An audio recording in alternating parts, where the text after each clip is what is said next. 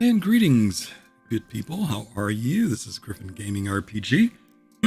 And yeah, I am back. I took some time off a little bit, but I'm back, and hopefully I'm going to be back somewhat consistent. I don't know. Hopefully that'll be the case, but thank you for stopping in. Appreciate you. Hey, Pops, how are you? I hope you're having a good Thursday. Yeah, I've been, about a month ago, a little over a month ago, I began streaming and was feeling good about streaming, and but couldn't completely figure out what I wanted to do. I know it sounds kind of crazy, but I really couldn't figure out what it was I wanted to do. People kept saying, oh, you should go back to streaming again. And so I did, and I felt good about doing it, but then it was like, okay, how do I do this, and when do I do it, and when do I find time to do it? So I think I've worked something out. I think I've got something down that might work with my schedule and with the work that I do with Soul Citizens. I'm trying not to overwork myself. And I had really been just thinking about what I was going to do was going to be maybe during the evenings. But I didn't necessarily want to give up my evenings.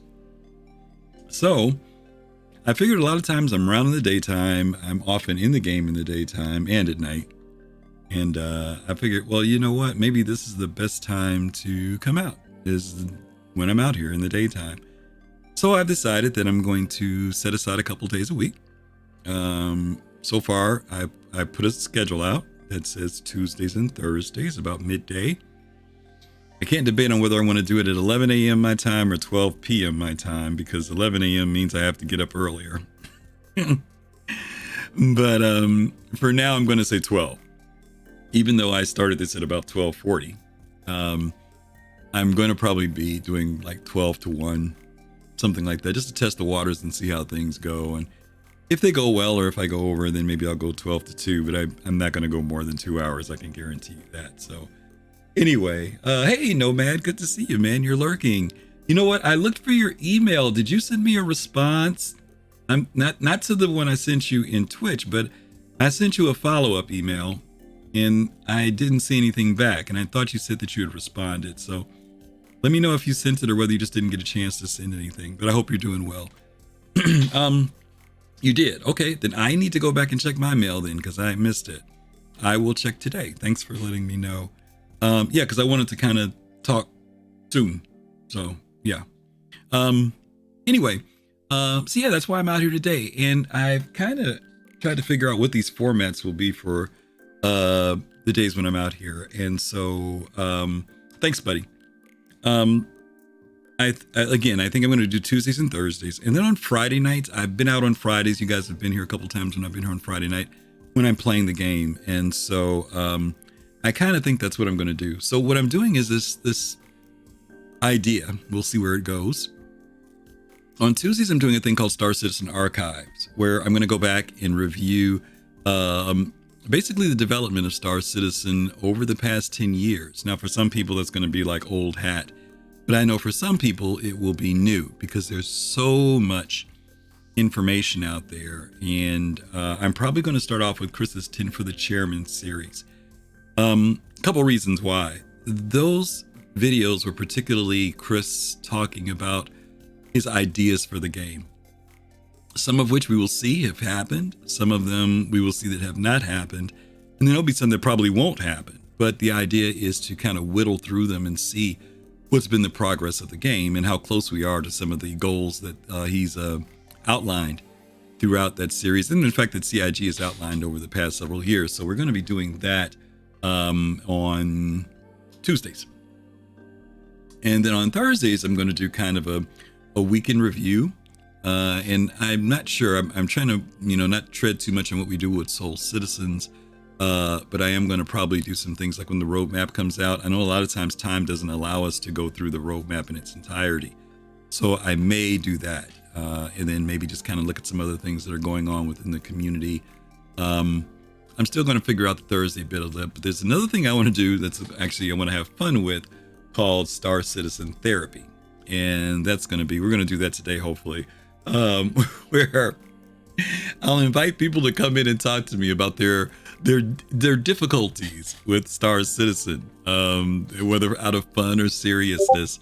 You'll be able to come in and share your thoughts about Star Citizen. So kind of look for that a little bit later in here.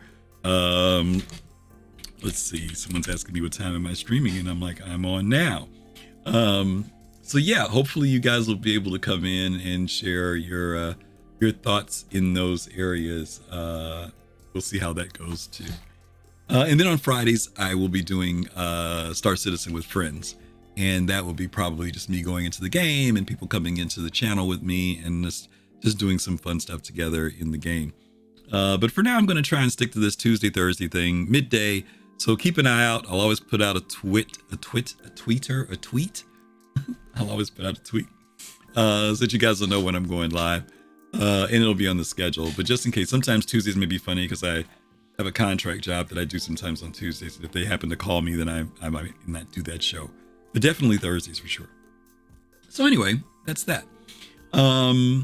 Let's see. Pops is here. Pops and Nomad. Is that music too loud in the background? Because I hate when there's like nothing behind me. Is it like okay? Is it like sitting back enough in the background where it's not a distraction? Let me know in chat if it sounds not too loud, not too soft. Maybe you're not even hearing it. Maybe I'm just. But let me know. Okay, let's delve in here for this first hour and talk about the roadmap roundup. I'm going to kind of cover that first, I think. Let's see. Okay, yeah, there we go. Let's see. That happened. Let's see. Chat. Maybe it's just not coming up while it's there. Let me see. Let me test something here. I want to make sure your words are coming up on the screen. If they do, yes, they come up on the screen. Just wasn't on that screen. Okay. Let's talk about the roadmap roundup for this week. As you guys know, this just came out last week. I'm going over this just to kind of kick us off a little bit, and then we're going to get into the monthly report, which is a lot more detailed. But as you guys know, this came out from CIG on last Wednesday. Every 2 weeks, we accompany the roadmap roundup with a brief explanatory note to give you insight into the decision-making that led to any changes. This is part of an effort to make our communications more transparent, more specific, and more insightful for all of you who helped to make Star Citizen Squadron 42 possible. With that said, let's go ahead and dive into this week's roadmap roundup. I actually never said this, but I'm glad that they do this. they've taken a lot of the pressure off of the progress tracker and the roadmap by doing this. Even though those are still tools that are somewhat, well, not somewhat, they are useful. But I think this is much more of a snapshot that folks can just kind of come to and see what's going on, what's being worked on, what's been pushed back, and move on, right? They don't have to stick around and do a lot of reading or trying to figure out the progress tracker or look at the weeks and all that other good stuff that goes on. So let's talk about some of the things that they have here that are coming up. The following deliverables have been added to the progress tracker. New missions, steal evidence. There's a bunch of new missions, in fact. So for those of you who've been asking for missions and things to do, here you go. Steal evidence, a criminal mission type where players are tasked with infiltrating security post Korea and stealing files from Crusader security for a hefty payout. I can't say much about this one because I have yet to go to Korea after the new Korea came out. I've seen some videos. I've seen people talk about the difficulty of getting in. Some people have been fortunate enough to make it in there, evade all the security measures and get away with it. But I have not dared to go to Korea since the update of that security post has come out. So, maybe that'll be something to do. I know Admiral Kusanagi was asking me about something that I might want to do this weekend with Soul Citizen. So maybe we'll do something like that. That would be interesting. See if we can infiltrate. But this is a criminal mission. So if you want to, be on the bad side of things, be bad to the bone, there you go. They'll give you an actual mission that will work on that. The next one for new missions is cargo hauling. Making use of the freight elevator feature. This mission type will have players hauling large quantities of cargo to earn both AUEC and reputation. This is one that I'm interested in more, cargo hauling. I know there's been some question about what's going to happen. Well, one of the things we know that going to cargo, the refactor thing was a big thing and a little disappointing for some people because they were expecting a little more when it came out. The freight elevators were one of the things that we were anticipating and that got pushed back. And now we know that they've added it back in. There's been a lot of questions about what's going to be the process. Obviously, if we're getting freight elevators, it also implies the fact that we're going to start getting our own private hangars. Now, I could be wrong about that. Maybe the hangars are just temporary. When you're using it, that's it, to move things off and on. But maybe it's not set up for you to store something permanently. Maybe it will be. I know eventually that's the idea, that your hangar will be yours. You'll be able to put things there. Excuse me. You'll be able to put the flare that you get. You'll be able to store things there. I'm more curious about when cargo decks are going to kick in, because obviously there's some cargo of certain size that I can see putting in a hangar. But then there are other things that are that come in 16 or 32 SCO freight cases that to me, they have to be in a much bigger facility. So I really want cargo decks to come online, because for those of us who have ships like the cargo, what's it called? The cargo, I can't even think of the name of it. The Argo Raft. The Argo Raft. Those of us who have hull A's, hull B's, hull C's, obviously we want to be able to use those larger areas. Well, not the whole A and B. Well, B you can, but the C, D, and E in particular will be probably coming more from the cargo deck area. We'll see what happens with this. I think there's going to probably be some tier 0 aspects of using the whole C. I don't think that we'll, hey Abdi, good to see you, buddy. Hope all you and the family are doing well. I think there's going to be this thing where, you're going to come up with the hull C, you're going to dock at one of the docking collars, maybe even over by I'm hoping what they'll do is put docking collars in over by the cargo deck area, which to me would make sense instead of over at the other area. Keep the other area for like the hammerheads and the 890s and stuff like that. Have a retractable bridge that goes over by the cargo deck, you load in there, and basically just like with the hull A right now, you go inside, you transfer cargo, pops in and out with magic, right? Wave you. But eventually, I'm sure we know that there's going to be the actual physical moving of those containers using the SRV. There's another tractor beam that's a larger size, more rifle size that we're going to be able to use. So I'm curious to see how this whole thing is going to transition from, the magical way of moving boxes to the point where everything's physicalized and we're moving things that way. So that's going to be something else to look forward to. New mission, Steal Recover Cargo. Steal Recover Cargo missions will see players recovering and or stealing cargo from both derelict and active ships, then hauling the cargo to its intended destination. Now, this is going to be interesting because evidently this is a mission that's given out. I get the recover missions, right? I get those. Recovering and stealing cargo from both derelict and active ships. I do get that. I'm assuming that the way this is implied, because one is stealing and one is recovering, that this will have impact on reputation. So let me give you an example of a steal one. Maybe you're taking a job from someone, a gang in the Pyro system, and they happen to have mission information about a ship that they need you to go get this stuff from. I don't know, stealing still sounds a little bit more criminal to me than just recovering, because that would be still recovery. But stealing means taking it from someone. So maybe that means there is more, it says active ships. So maybe there are NPC ships that are hauling, because we know that the whole sea is supposed to be the most used NPC cargo transferring ship. So maybe there'll be ships like that, maybe freelancers, maybe connies that you, if you're stealing, where you actually have to go out and disable, right? It's a form of piracy. You're stealing the cargo instead and delivering it to a destination. It says intended destination, so I'm still kind of not sure about that on the criminal side. On the recovery side, I get it. A ship goes out there, something happens to it, they need you to complete the mission that it was doing ahead of time. So we'll see where they go with that. But it's nice to see that they're giving gameplay on both sides for the people who want to be more on the unlawful side and the people who want to be on the lawful side. So I'm excited about seeing that. New missions for restoration contracts. Utilizing the repair functionality of the multi-tool salvage attachment, players are tasked to restore ships from bow to stern, patching up the hull, replacing missing or faulty internal components, and replacing weapon loadouts in new salvage yard locations. This is actually pretty cool. I know one of my good friends, Red Wolf, has been wanting to do repair.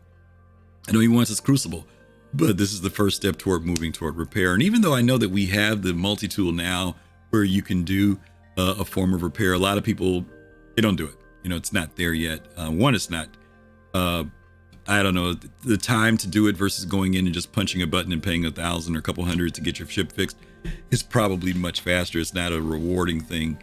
And secondly, there's no benefit to it, monetary wise. So here they're saying that they're going to be creating these salvage yard locations. And they say new salvage yard locations. So I guess they're going to be adding more of them to them where you can actually work on ships.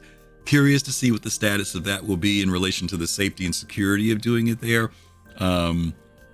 Maybe they'll create a zone that allows people, if you're working, maybe there's some type of beat up hangar or something you're working in. I don't know.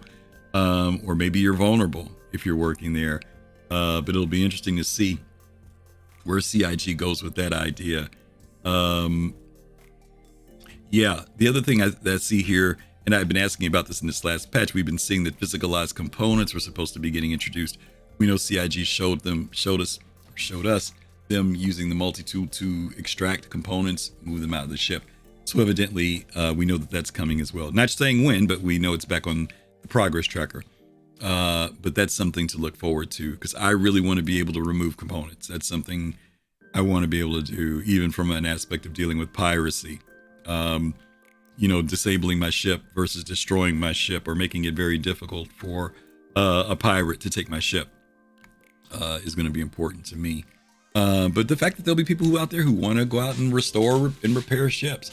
We know that the SRV is coming. And with the SRV, that means towing ships that have been completely disabled. If you've ever had that happen, where your ship is just, it's still there, but the systems are out, it's done. I had that happen to me not too long ago. I was pirated for the first time in Star Citizen. It was great. It was a lot of fun. But my ship was dead. It was dead in the water. There was nothing I could do about it. So knowing that the SRV is going to be coming in game, they could retrieve your ship, take it to one of these locations, which will be very interesting too. There's a logistics side to this. Probably 0G for that. Well, you know what? That's interesting, because that's what I was getting ready to say. It's going to be interesting to see about what it takes to move ships. We were having this conversation the other day too about the SRV. Moving in 0G is not a big deal, probably a lot easier to do. You know, a smaller ship can move a larger object. But if these salvage yards happen to be on moons, right, planetary surfaces, what's going to be the process of moving a large ship? For example, an SRV bringing a Cutlass down may not be an issue. An SRV bringing down a Starfarer may be a big issue. Maybe you need 2 or 3 SRVs when you're in atmosphere, when gravity has become a factor. You know, the logistics of doing that may become something important. Now, for some people, that might be just put it in neutral and push, right? It's already wrecked. What difference is it going to make, right?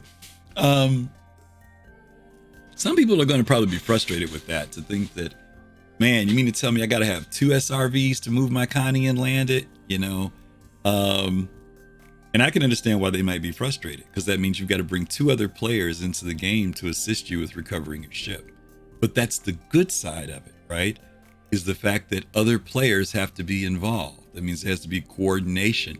It also means that your feeling about the risk of your ship becoming disabled or unusable goes up a lot. You'll be much more particular about your ship remaining in the verse and operating and not having to go through that type of drama, versus if you're out there doing some crazy stuff and not really thinking about what you're doing, or taking a ship out that isn't prepared or isn't manned well. The price you pay for making those decisions may be costly, not just in money, but in time and resources, because again, if it's your I don't know, your Caterpillar, you know, I don't think one SRV is going to be able to tow that Caterpillar into an atmospheric salvage yard to get fixed. You may need 2 or 3 to do that. So it's going to be something for players to consider and think about when it comes to logistics. One of our words we say a lot of times on Soul Citizens is, you know, the planning. What's it going to take? And we know that CIG has said that they, you know, even though destroying ships will be possible, it will take a lot to do it, and it's not really the direction that Chris wants to go. He really wants it to be a situation where ships are disabled, ships can be repaired. If they are destroyed, okay, it happens, but you know, right now we're just so used to self-destruct or blowing up a ship. Soft Death has kind of pulled back on that a lot, which is great. But they definitely are moving more toward this thing of ships remaining in the verse, particularly ships that people have worked hard to get, whether they've, you know, done the grind in the game or whether they've paid money up front. You know, those ships should exist. They shouldn't just get blown up and disappear very quickly, at least in my opinion. I don't think that's the case. So you guys can feel free to give me your thoughts on that too.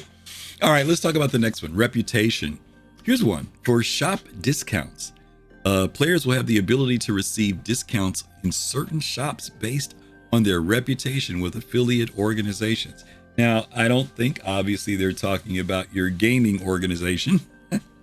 They're talking about in-game organizations, right?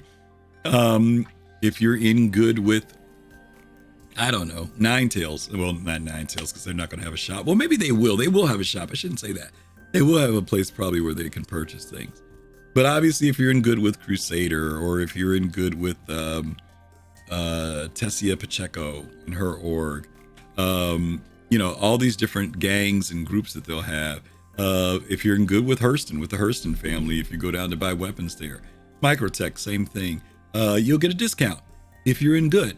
But if you ain't so good, you know, there may be a situation where you're not getting the discount. You're getting full price. And that's what you get for not being good with them. So that's something else to think about with shop discounts.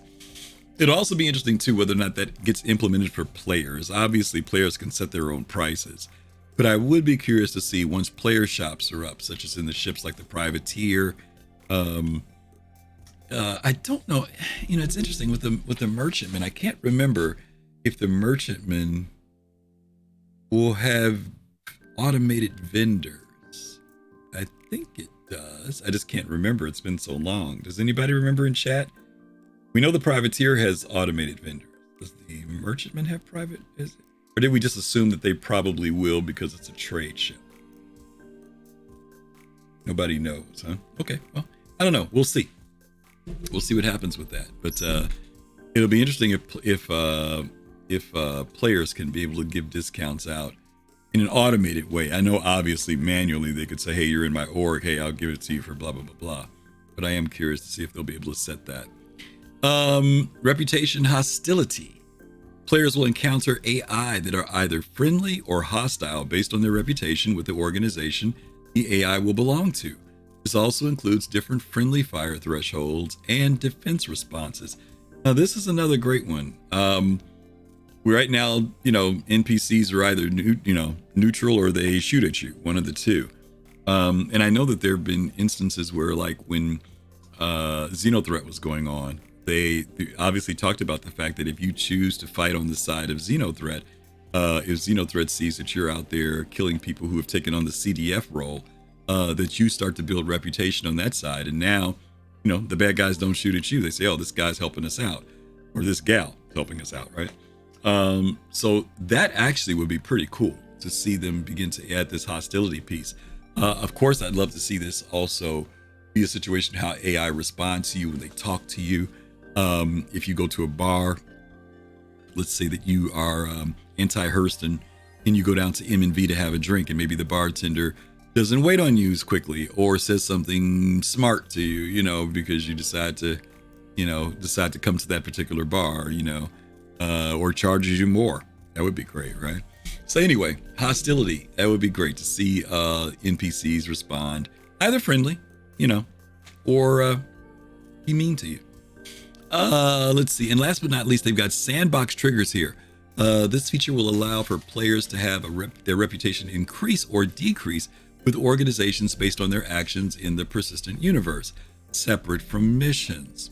This in turn will either allow or prevent players from accepting missions for particular organizations. Now, that's pretty cool because if you've become very good friends with one organization, and then you decide to say, well, I'm going to take some missions over here with these folks over here, the game may not allow you to do that if you're, a little too high. Maybe when you're not so high, maybe you're only 20% or 30%, but maybe when you're getting 40, 50% favorability with one particular org or mission giver, and the enemy to them is out there, and you decide to try and take one of those missions, they may not even allow you to accept that mission for that organization. So thinking about reputation is going to be important.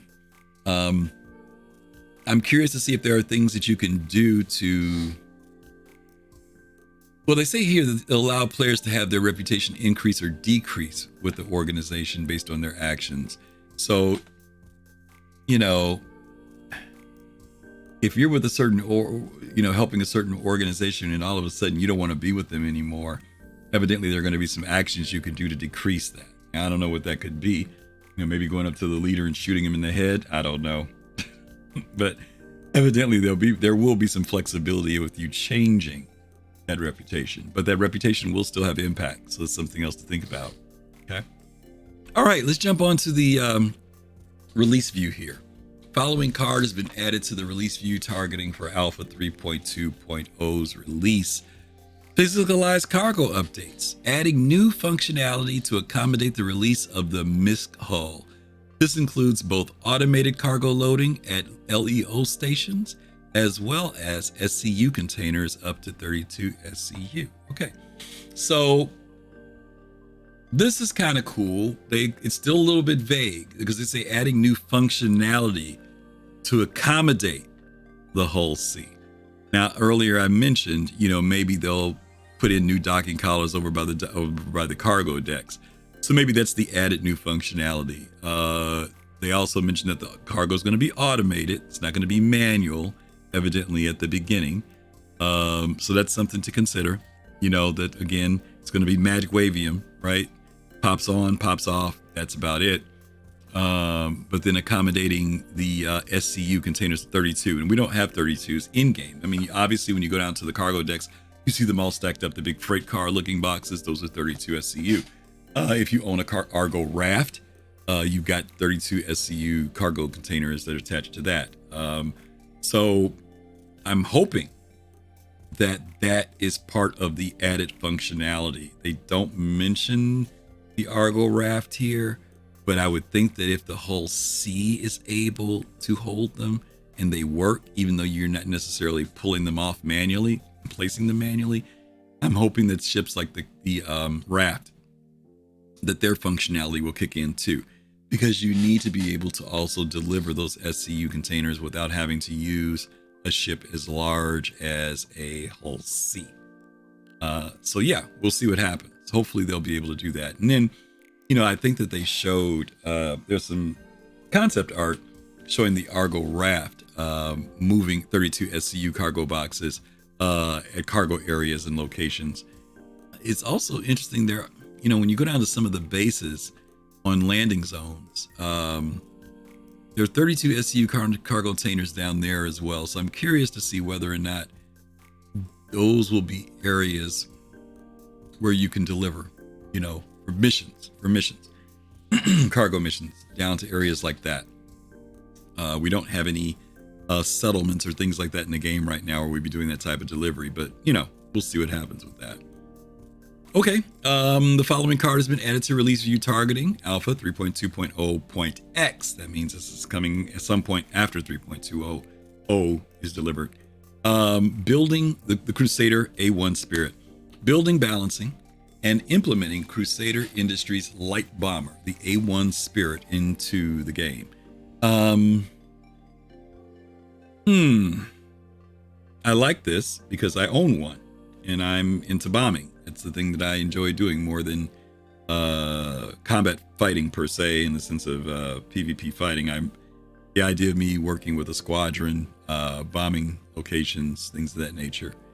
I love the idea of that. I am surprised though that the A1 Spirit is out first.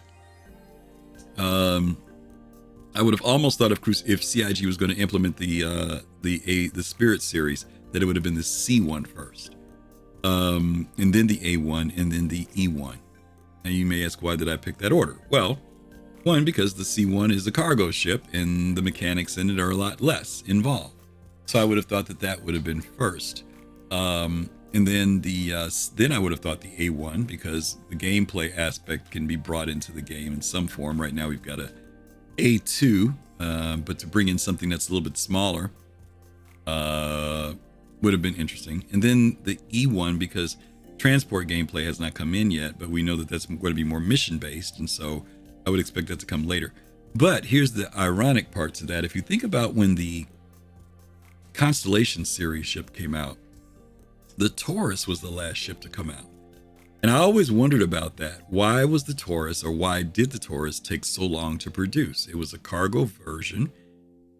You already had the Aquila. You already had, which was, the science exploration aspects are not into that ship. You had the Andromeda, which is their multi-purpose ship, but that ship was virtually fully functional. The Phoenix, which has a lot of areas in it for the, the luxury touring. A lot of it's not usable, but still the stuff's inside. But the Taurus just had the big cargo deck, didn't have the area for the dropship. Now, could that have been why it took so long? Just because they took that off the back and extended it? Maybe. I still can't figure that out completely. Is it because the secure area for smuggling needed to be developed out, and they, even though it's not working or implemented, I don't know if it's working or not. I've never done that before. I don't know if anybody in chat who has a Taurus ever put some type of illegal items in that back area and seen whether or not security catches you or not. I don't know. But anyway, I never understood why the cargo variants are the last ones to come out. It's interesting. Hey, it is what it is. But anyway, the A1 Spirit will be coming out sometime during 3.20.x. New Crusader platforms, new missions, retrieve consignment. Due to encountering several issues with Rastar while setting up locations, these two deliverables did not pass their final review and need additional work before they're released into the live servers. Therefore, these features will remain tentative on release view and will now target for 3.2.0.x release while remaining in the 3.20 column. A lot of people were excited about this. We knew that CIG had said that they couldn't get this where they wanted it, but they wanted to be able to create these independent platforms where different missions were going on. They didn't want the set of platforms they had originally. They didn't want that to be for every time something happened there, because that meant that something else couldn't happen there when another thing was going on. So they want to create more platforms where you can go out and do these different missions. And retrieve consignment is one of them that they want us to be able to do. So we'll see what happens. But that is last week's roadmap roundup. Okay. Had to work on a hey, I know you're working. Trust me, I get it. Don't worry, my friend. Don't worry. Let's talk about this month's subscriber promotion. CIG came up with something that was unexpected, but I guess in a way maybe not, and that was these cool racing jackets. Welcome to August and Gear Up for the Alpha 3.20 upcoming in the PTU to help you get the most from the upcoming patch of significant updates to racing. August ship of the month is the blistering Origin 350R. Fast, focused, and hugely agile, it's perfect for exploring Stanton's new circuits and chasing PBs in Arena Commander. This month's flare is appropriately themed too. The subscriber exclusive racing jackets from MISC, Origin, and the Murray Cup. There you go. Take a look at these, gang. Let me know in chat real quick which one of these looks best to you. Which one are you looking forward to getting, either in game or because you're a subscriber?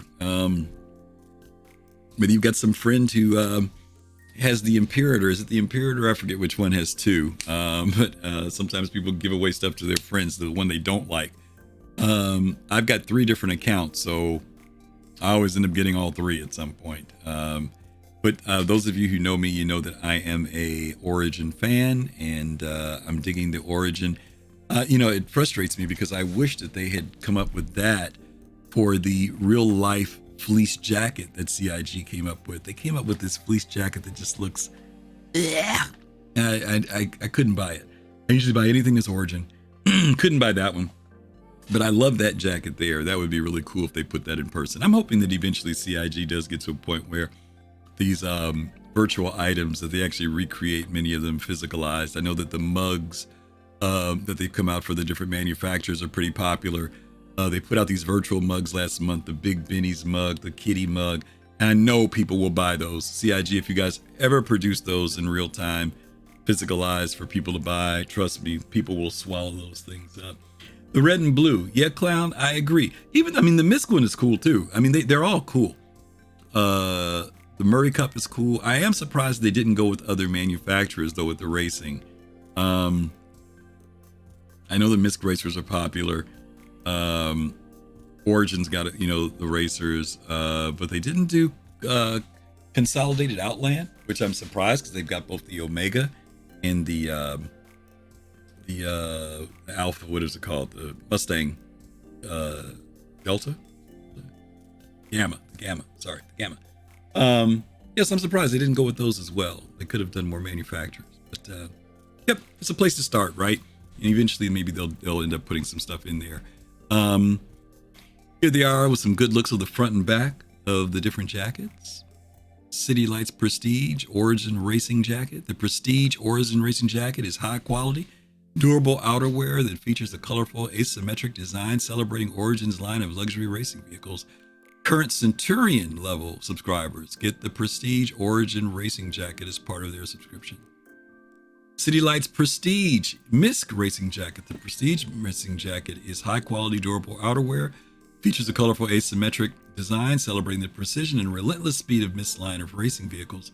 Current Imperator level subscribers get the Prestige Origin and MISC Racing Jackets as part of their subscriber. Last but not least, the City Lights Prestige Murray Cup Jacket. This racing jacket is high quality, durable outerwear created to celebrate the most prestigious racing league in the universe, the Murray Cup.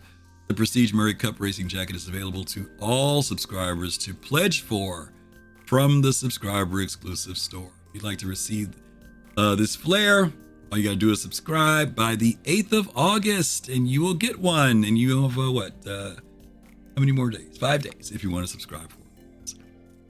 All right. Earnable in-game. Our goal is to make most items earnable in-game. For this reason, many subscriber flare items have been added to the in-game loot table. And rare drops from Alpha 317. Most pre-2023 items that can be carried by players are available now, with new and future flare being added after a 3-month exclusivity window. Don't forget, gang, anytime something new comes out, it's in there, it takes 3 months, 90 days before they'll put it in game, because people say, how come I can't get this in game? 90 days, always. Some exclusive digital event items, such as those from CitizenCon goodie packs, will not be discoverable via the in-game loot system. So don't forget that. If it's CitizenCon giving away stuff, it ain't going to be there. All right. There's the 350 for the vehicle of the month. I don't own this, and I keep saying I vacillate about it. I like it. I've blown it. It's just that it's, and I get why they designed it the way they did. It's bare bones inside, right? I mean, you go inside this thing, and I was looking for this like really sleek, like black and yellow or black and gold or gray and yellow or gray and gold kind of interior.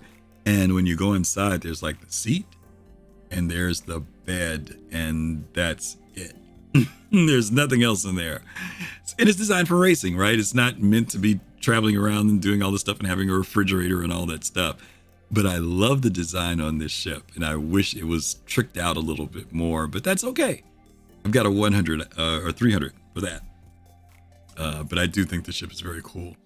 There's some subscriber merchandise going out for those of you who are into the merch. Again, CIG, as I mentioned earlier, if you guys put those mugs out in real time, people will snatch them up. They're the little booties, the little slippers, the Star Citizen backpack, the fanny pack, and the other little tote bag that they got. Those of you who are into your drinks, whether you're shaking up some alcohol or Kool-Aid, there you go. You've got the mixer. And then, of course, Abdi, I know you've got, I think this is the one you've got, Abdi, or no, is this the one? Is that the Carrick one, or is that the, I don't remember which one that is. I think that's the Carrick one. But the CIG shirt, which is pretty cool. You would trade the Orange when you have the Mist one. Okay. Very cool. All right, so that's that on the name of that. Let's hit the final big read that we've got here, the monthly report. I'm going to try and go through this. How are we doing on our time? 1:23. Okay, good. I've got a 2 o'clock Zoom call that I've got to get. Thanks, guys, for dropping in. I appreciate you guys being here and hanging out with me. I'm going to try to get to Therapy Thursday. I'm going to do my best to get to Therapy Thursday if I can. So hang in there with me, okay?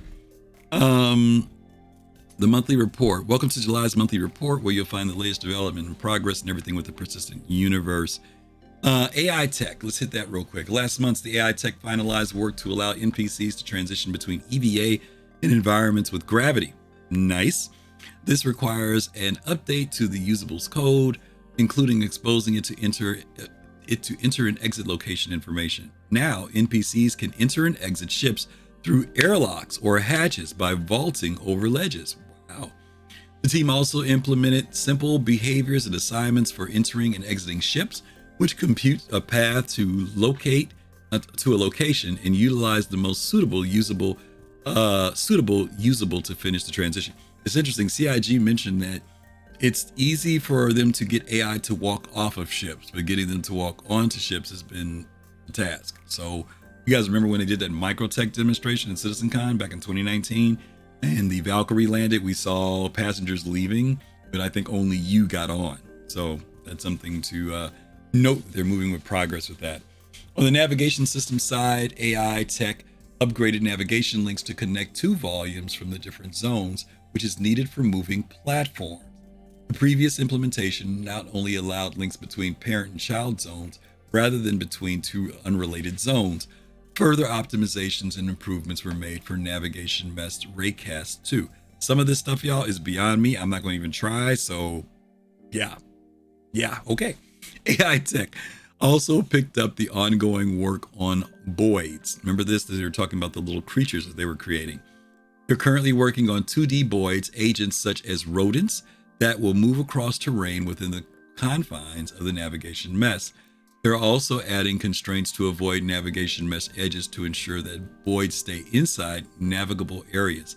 Next, they'll look into voids agents playing animations while moving or idling. So you guys know that CIG started working on the navigation mesh, particularly for landing zones. And that's going to open up the door for not only NPCs, but fauna, the voids, rats, whatever, to be able to move around in those spaces. And they'll be limited, right? Because they're not going to just run around all over the place, but particularly the areas where we land, places where there needs to be some form of impact. And it doesn't mean that they won't be out in other areas, but I'm sure they want to focus them definitely around places where people will land, where there would be possible interaction. We don't know how big those areas will be too, because they were pretty large when they showed them to us before. The subsumption editor received numerous improvements, including a variable type editor, the ability to copy and paste states while editing a master graph, improved views on how the master graph transitions are presented, an improved activity view for available subactivities and functions, and the validation panel that presents errors and warnings when loading into saving files. I'm not going to even try to tackle that. Various features and AI systems received improvements too. For the usable group coordinator, designers can now specify that a group of NPCs should synchronize when transitioning from one group of usables to another. For NPCs pushing trolleys, the team optimized the PID controller and adjusted the default parameters to stabilize quicker after turning onto a path. Excuse me. For NPC perception of audio stimuli, AI tech began using new functionality exposed by the audio team, which will utilize the room system to understand if the audio event should be received. So there, you guys know that they do have it so that AI do hear sounds. That quite often, if those of you who do bunkers, for example, if you use a silencer, less chance for the AI or the NPCs to hear you. But CIG is saying that even room sounds now will be an audio event that could be heard. And I don't know if that means because you're opening crates or moving up and running up and down stairs, or even maybe when you're swapping out, cartridges in your weapon, but evidently audio within a certain space will be detected by them as well. Okay, animation.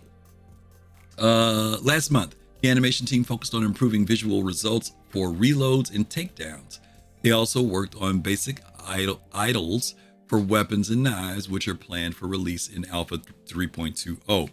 We're currently making improvements on player-prone animations and adding an increased number of player interactions to improve immersion in specific environments.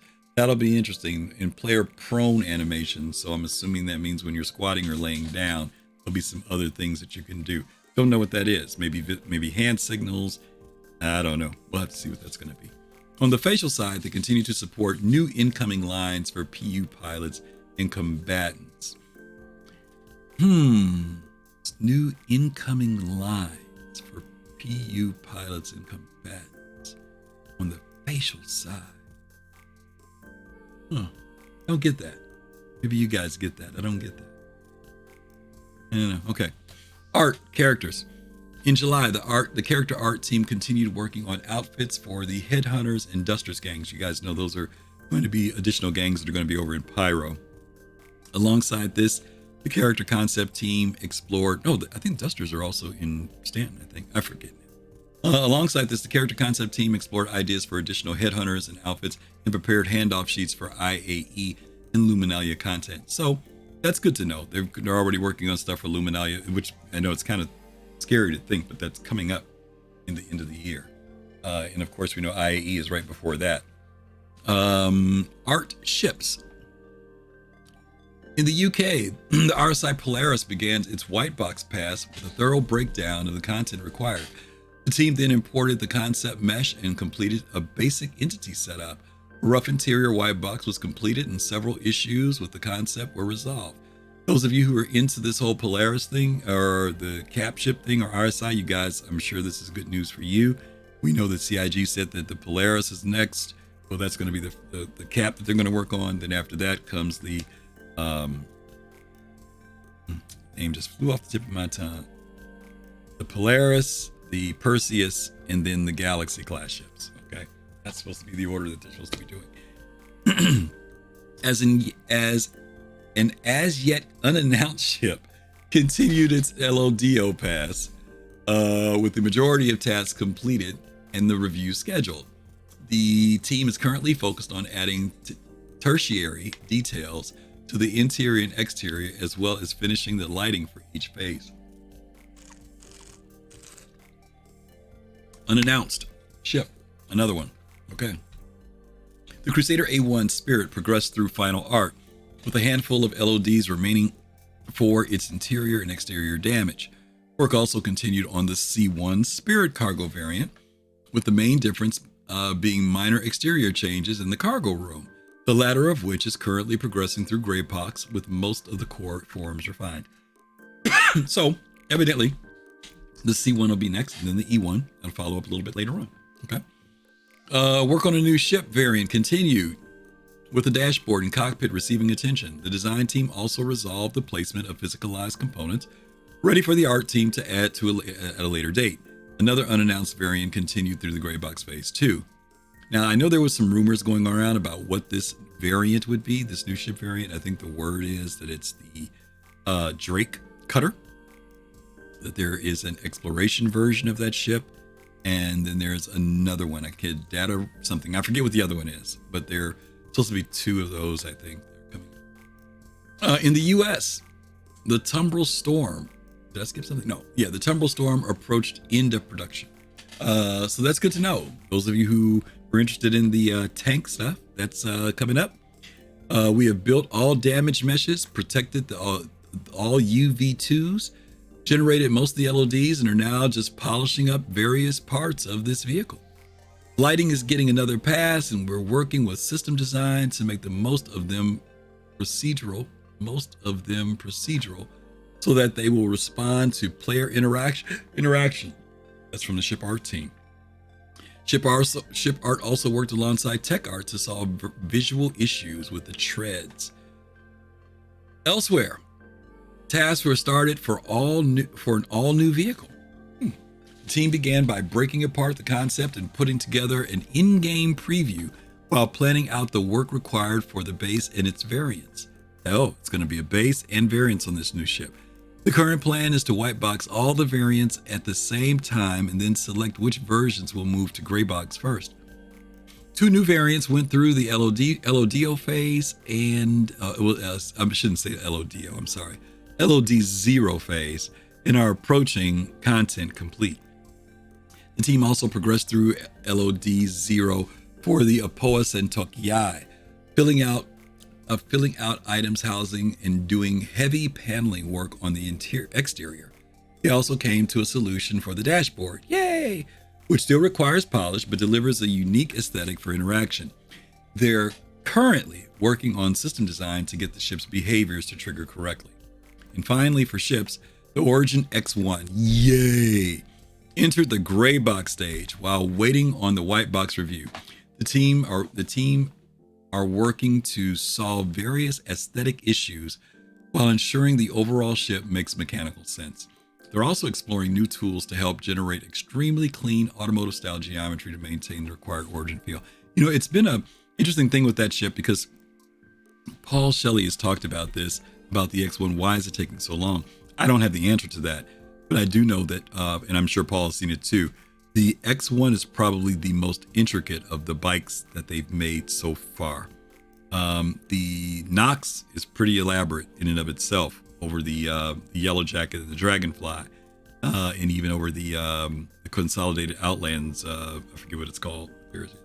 But the X1 is got a really unique design of modularity to it. A lot of parts move on it where the components are, they're hidden in certain areas. So yeah, you know, us Origin lovers want it, but we want it right. And it's just nice to know that they are back working on it again because it's come in and out a couple times. By the way, CIG, we hated you for teasing us with the 400i commercial where you showed the X1 and then nothing happened. All right, let's move on. Community team kicked off July by launching Foundation Festival 2953, a month-long celebration of the community with a free fly, referral bonus, video tutorial contest hosted by the Community Hub, and an organization spotlight gallery. Furthermore, with the focus on helping new recruits, the team posted updates on the new player guide implemented in a new player chat on Spectrum, curated media on the Welcome Hub, and encouraged veteran players to support new recruits by offering rewards for using the guide system. I kept saying I was going to do the guide system and log in. I set myself up and never went in, which sucks. Because I really did want to get out there and help some people. The skins and stuff, yeah, okay, it was kind of cool. But I really wanted to get out there and just try to help some people play that were coming in and I didn't do it. Hopefully they'll do that again. Later in the month, community supported the announcement of Turbulent joining CIG. And we all heard about the Turbulent stuff. The team prepared for an upcoming return to CitizenCon, the in-person celebration of all things Star Citizen. They announced a collaboration with Atmo Esports for the event too. You guys know they're doing the Fight or Fly. It's blown up. It's becoming an official thing now, so that's something to look forward to. CitizenCon is shaping up to be the most epic one yet, with the cosplay contest, community boosts, and now the biggest dogfighting tournament in the verse, Fight or Flight, coming straight from the show floor as well. We have many more cool surprises in store for you, and we can't wait to see you there, the community team. Additionally, the team supported various community-driven in-game events, including the Grey Cat Soul Show and the military-style parade organized by the French community. They also met passionate players out in the verse, returning to the beautiful day of Paris Bar Citizen and attending the virtual Bar Citizen. I didn't even know this was on here. I just now noticed it. This was the virtual Bar Citizen that we hosted with Yacht Club, and we had a great time. Can't show the whole picture, gang, because it was a pretty big picture, but we had about 172 people come through that day. That was one of the largest groups that we had. We had a great time. A lot of fun, always, with the community when we do that. Lastly, the community assisted in the introduction, excuse me again, of the brand new Mission Spotlight series and launched a screenshot contest to reward the best images from players to take on the Arlington Bounty missions. Okay, boom. There we go. How are we doing in our time here? Oh, we are doing good. Let's talk about the engine. The core engine team progressed with the development of Star Build, a new in-house code build system that will replace WAF. Last month, they fixed issues and implemented improvements based on feedback from the wider dev use. For Memory Play 2.0, the team introduced virtual memory areas as a concept to the memory allocation system, which will better track OS committed memory and provide an improved visualization for sub-allocations. Progress has been made on removing the remaining map and write discard calls in the renderer in preparation for the new Vulkan backend. They also reworked the game launcher code structure to reduce code duplications and enable Linux-based headless clients, which will help with automatic testing. Core Engine also worked alongside with physics and vehicle teams in support of the Misk Hull C, ensuring it works correctly and fixing bugs with the ship's unique system. Additionally, they fixed further fallout from the last integration and made various other bug fixes and optimizations. The physics teams continued helping the game teams fix various physics-related bugs in the game code. They also updated the new cloth system in Maelstrom and began improving active animated ragdolls. The entity system team primarily supported various technical initiatives, including Rastar and the Resource Network. This involved exploring ways to create and limit generated locations and provide a rich experience without negatively impacting performance. They also supported a server meshing team by adding necessary improvements and fixes. Notice that word came up, the server meshing team. Finally, they produced bug fixes for the recently enabled async editor loading and are currently adding more safety checks for correct entity access. Features, characters and weapons. July saw the feature team experimenting with skill progression, which involves players performing specific in-game actions to make them better at similar activities. For example, building up strength will allow players to carry heavier boxes with fewer penalties, while performing takedowns will open access to quicker and quieter action settings. That's interesting. So, there's been this thing about skills. CIG didn't want to do like a skill tree, right? They didn't want to come up with something that you have to get to this point to be able to do something, right? Or that it unlocks something. And in a way, this still does in some ways. But I do understand the fact that if I get used to picking up boxes, first of all, it gets me to be more physicalized in the game, right? Doing things. But even more, if I pick up boxes,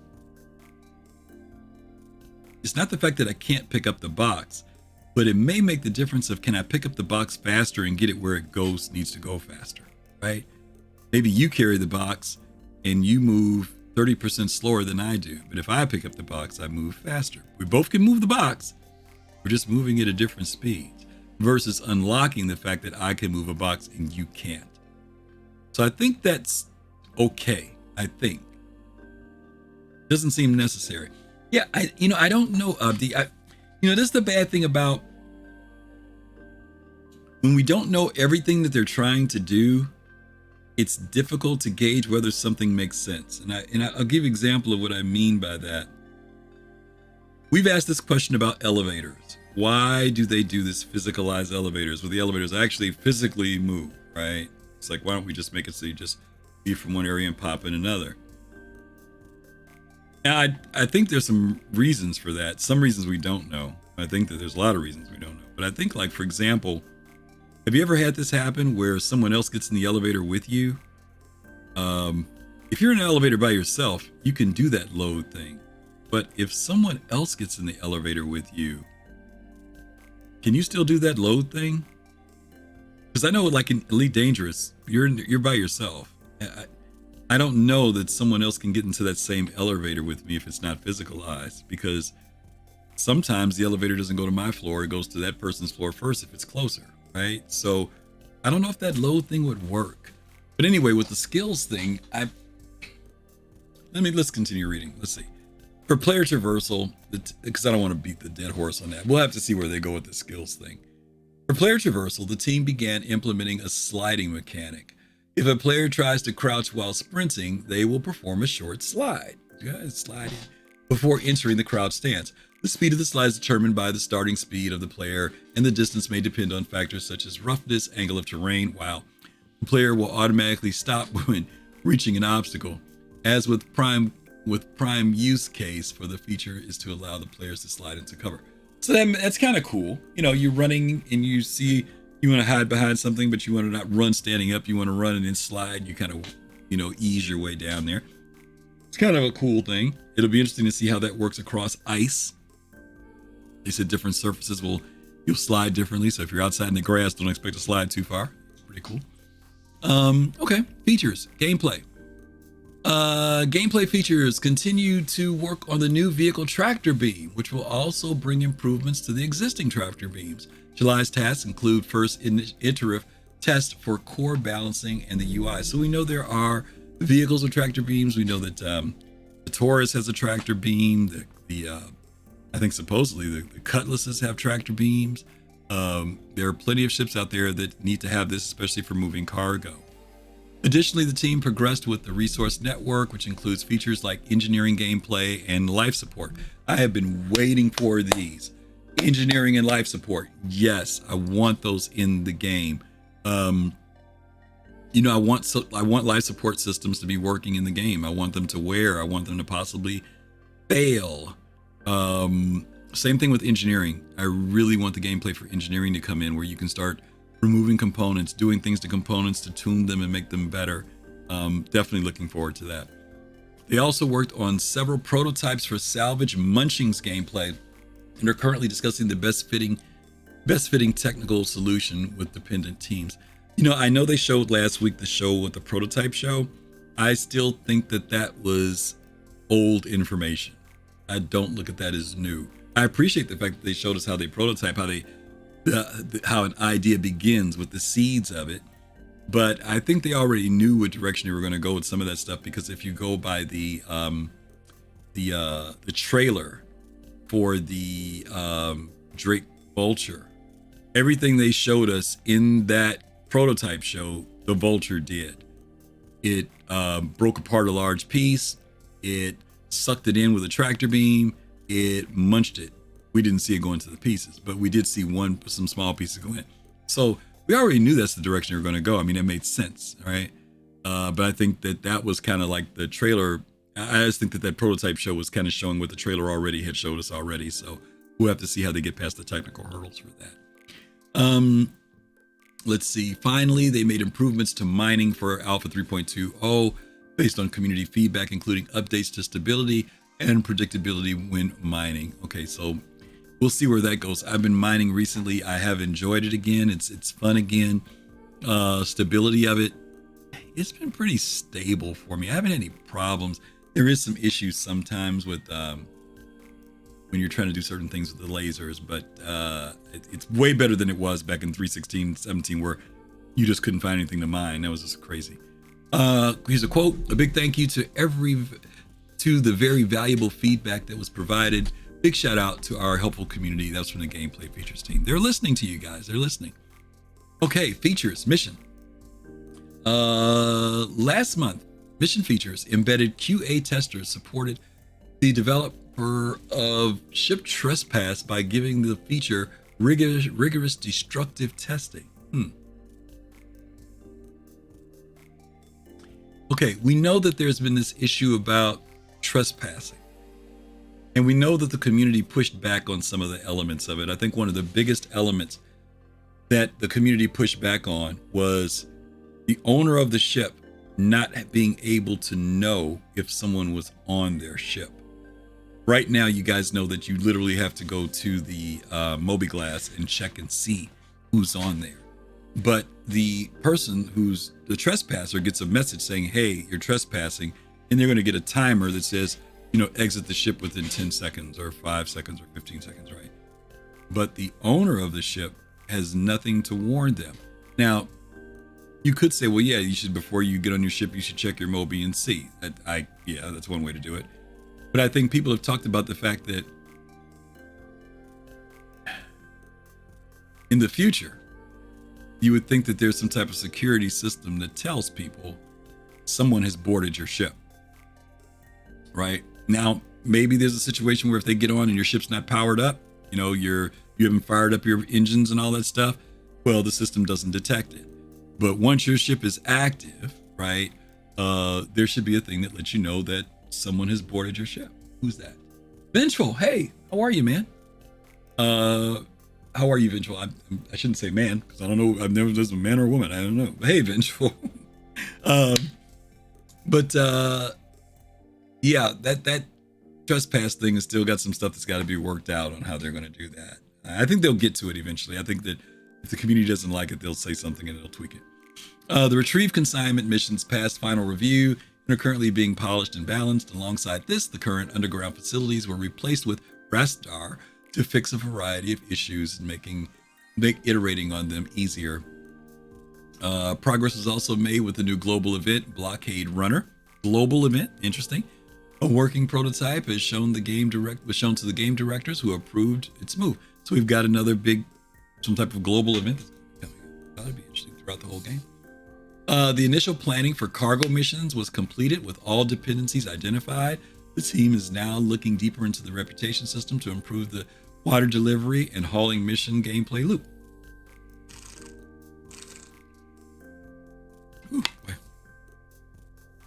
Steal and recover cargo missions, we talked about this earlier, were also prototyped and shown to the directors and are making good progress. These will see players either recover cargo from disabled ships or disable and board ships before securing their cargo. Interesting. That's cool. It's good to know they're working on that. Finally, code work began for Reputation. Progression within Reputation scopes will give players discounts on various purchases, including items, refueling, and repair. Okay, we talked about that earlier, and I thought about it was just in relation to stores. But even where you buy your fuel and where you repair your ship, your reputation can impact the pricing. Mission features also picked up the reputation-based hostility system, which will see NPCs orgs more willing to attack those who have a negative reputation with them while providing benefits to those with a positive standing. Okay, we talked about that earlier. Graphics, VFX, programming, and planet tech. Man works. Thanks, Visual. Several new features were added to the global illumination system last month, including the initial implementation of temporal smoothing for screen space probes, which will produce more stable results at lower cost. G-buffer support was also added to the environment probes to provide a cheap scene representation for secondary light bounces. In addition, new debug modes were added alongside a new mechanism to gather light for the GI system. A basic implementation of temporal super resolution was completed, which will continue to receive fixes and improvements as it's integrated into the graphics engine. AMD's memory allocation API was integrated into the Vulkan backend, improving the system's stability, streaming speeds, and buffer read times. A reduction in streaming rendering dependencies has improved performance, and new parameters will allow the devs to modify the render graph's shader stage and ownership state. These features were added alongside ongoing bug fixes to visual regression tests with a focus on the render-to-text systems. As part of ongoing UI improvements and unifications, the silhouette highlight feature is currently being improved with a softer and brighter outer glow. The minimap also received a ping effect, which will blink around objectives for improved in-game navigation. Okay, two things. One, I'm glad to see that they're talking about Vulkan more. We know that Vulkan is something that we've been waiting for quite a while. We were hoping for it by end of year last year, but hopefully we'll see Vulkan implemented this year. Second thing, this thing with the minimap. I am still a little nervous about minimaps, really nervous about minimaps. I don't want minimaps to be means of ways for players to have X-ray vision, if that makes sense. Yeah, I'm really funny. I know they gave us that one demonstration last year where they did this thing where they pinged and you could see like the outline of where people were. And I'm like, yeah, that's kind of cool from a futuristic standpoint. If it pings for a second and it's there and it goes away, I can live with it. But if you ping and it stays there, that sucks. I don't like that. That's too easy. And when they talk about being able to do this thing with a pinning an item if it's something you're looking for, I don't know how I feel about that even. I like the idea of knowing, like even now in the game, right? They'll tell you to go get a box. I don't know. I don't want to make it too laborious. I don't know. I have funny feelings about that. Like if you go look for, like they tell you to go to a rec site and pick up this box, and this box. I don't like that they make the box specific.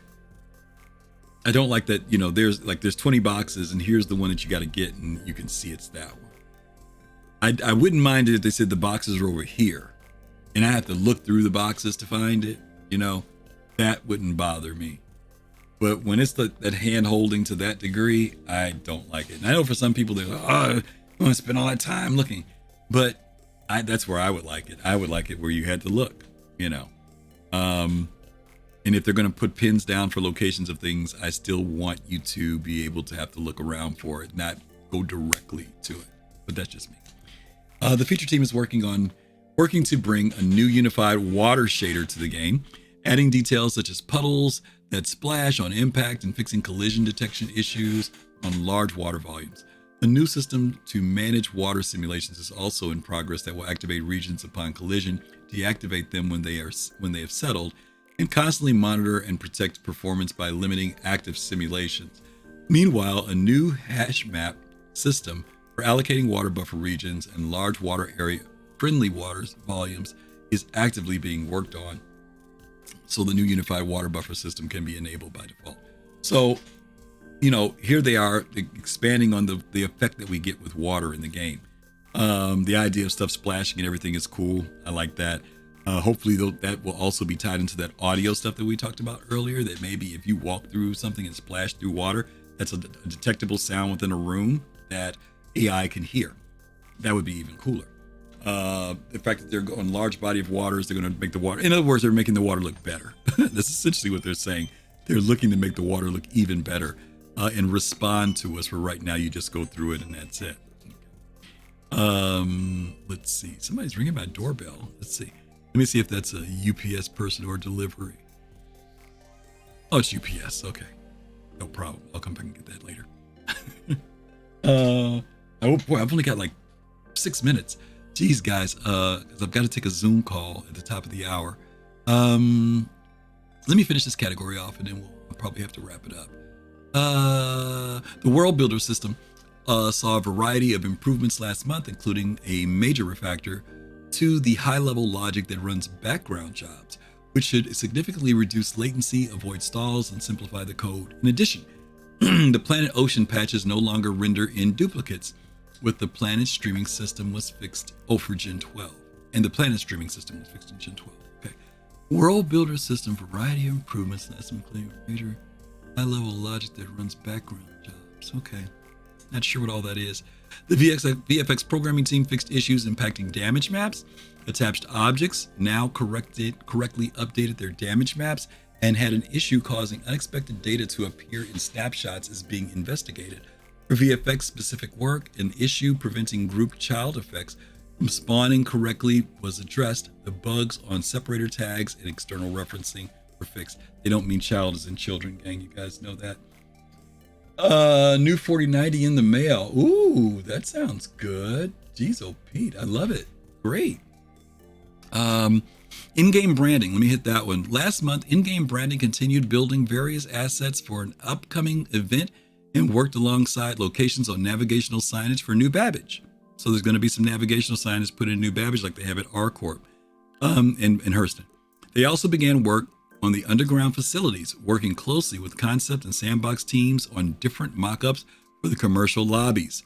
Progress was made on the final touch-ups for Pyro 2, which is great. As you guys know right now, the UGFs, they're all generic. They're basically going to start assigning some of these. You know, we saw this when they showed us the larger ones, where they're going to be the different corporations and stuff will own some of those buildings. And so they're going to be able to put the branding in there so you'll know whose building you're in. Okay. Start making the buildings look a little bit more unique. Got 4 minutes. Interactables. July saw the Interactables team close out, polish their work on Pyro's consumables and shop and prop content. They also created content for subscriber flare. Okay, I don't know if those waste garbage cans are going to be our subscriber flare, but it's nice to know that they finished up what they're going to do for consumables and different things we interact with in props for Pyro. Lighting. The lighting team polished and cleaned up various locations around Pyro and worked on the system's gas clouds. Back in Stanton, they progressed with tasks and Crusader's new platforms. We knew they were going to do that. Locations. EU. Locations teams continued work on Pyro's rundown stations with a focus on completing polish tasks.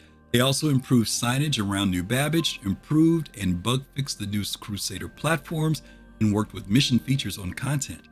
The Sandbox team progressed with outposts for Pyro and continued their extensive work on the updated underground facilities. Improvements were also made to Pyro's planets, and new technology for clouds was looked into. So, great to know that they're doing this with Pyro. We're hearing more and more about Pyro. I don't know, when do you guys think Pyro will come out? Any guesses? Anybody have any clues as to when they'll actually give us Pyro? I'm hoping it'll be like, I know I feel we're gonna see it at CitizenCon, and I'm hoping that we see it. They're gonna give us the date. They're gonna say first quarter 2024, last quarter 2023, something like that. Locations, Montreal. In July, Montreal's locations teams progressed with additional derelict settlements which passed gray box before moving into final phase. Progress was made on the underground facilities too. Once the above content was delivered, the team will return to ongoing building interiors mandate. So that's more great news. They showed us these interiors, guys. I can't wait to see these new underground facilities, those real big ones that have office areas and all that other stuff in them. Cannot wait to see that. Cannot wait. I think I'm going to have to cap it off here again because it's 1:59 and I've got to do this Zoom call, unfortunately. So again, folks, thank you. Next week, I'm probably going to finish this off probably next week.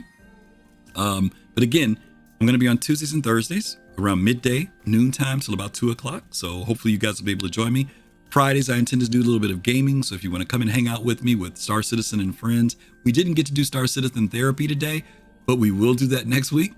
So if you want to come in and talk about why Star Citizen is killing you or aching you or ticking you off, we're going to have time for you to get on the couch and talk about it. Okay. So that's about it. That's all I got to share for this week. Thank you guys so much for being here. Those of you who followed, if you're not following, please follow. Click on the follow button. Follow me on social media because I do tweet when I'm going live. But again, it'll be Tuesdays and Thursdays for sure during midday, Fridays in the evenings. So be ready to look out for that. Thank you guys for hanging out with me today. You guys have a great Thursday. Don't forget to watch IS. I think there's an ISC this week. I don't remember. I didn't look at Star Citizen this week. But thanks for hanging out with me, guys. Love you all. And as always, as I say on both shows, peace, love, and soul. Have a great day. Be good.